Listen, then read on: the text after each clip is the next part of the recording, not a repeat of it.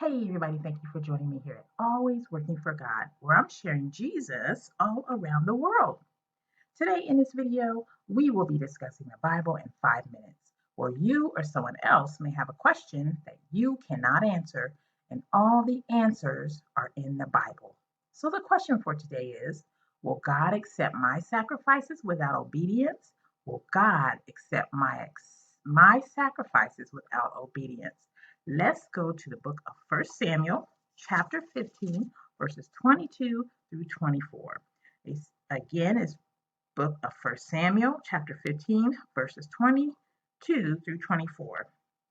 And they say, And Samuel said, Hath the Lord as great delight in burnt offerings and sacrifices as in obeying the voice of the Lord? Behold, to obey is better than sacrifice, and to hearken than the fat of rams. For rebellion is as the sin of witchcraft, and stubbornness is as iniquity and idolatry. Because thou hast rejected the word of the Lord, he hath also rejected thee from being king. And Saul said unto Samuel, I have sinned, for I have transgressed in the commandment of the Lord in thy words, because I feared the people and obeyed their voice. Now, what's happening in these verses is that Saul was given a commandment by Samuel, but God was speaking through Samuel, telling Saul he needed to go to what's it, Amalek, and kill all the Amalekites. Don't spare anyone or don't spare anything. He said, kill the men, women, children, babies, animals, everything.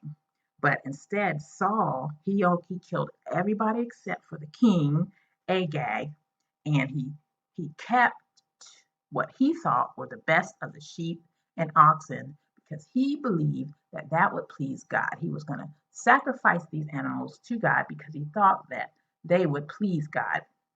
And instead of obeying God's commandments, he pleased the people by allowing them to spare these animals so they could sacrifice these to God. When God tells us to do something, when God commands us to do something, he could care less about our sacrifices. He wants our obedience. He wants us to obey his word. He wants us to obey his voice. We can be singers in the choir. We can be choir directors, preachers, teachers, uh, evangelists, prophets. We can walk the homeless across the street. We can feed the homeless.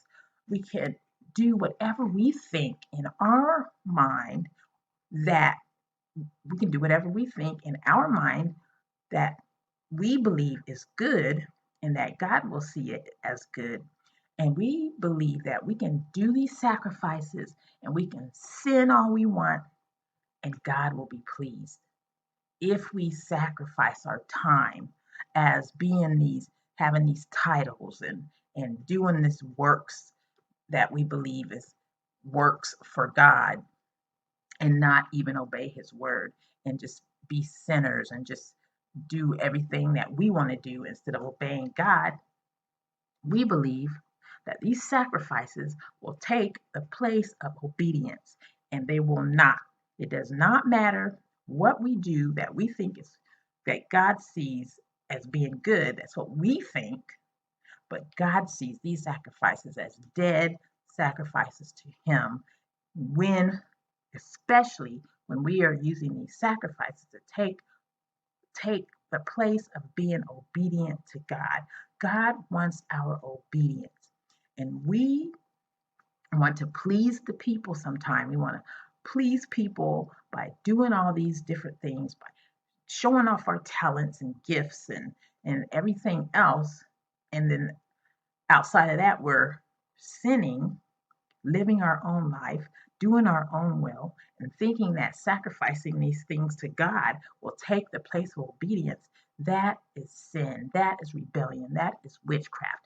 We are not being obedient to God. God wants our obedience.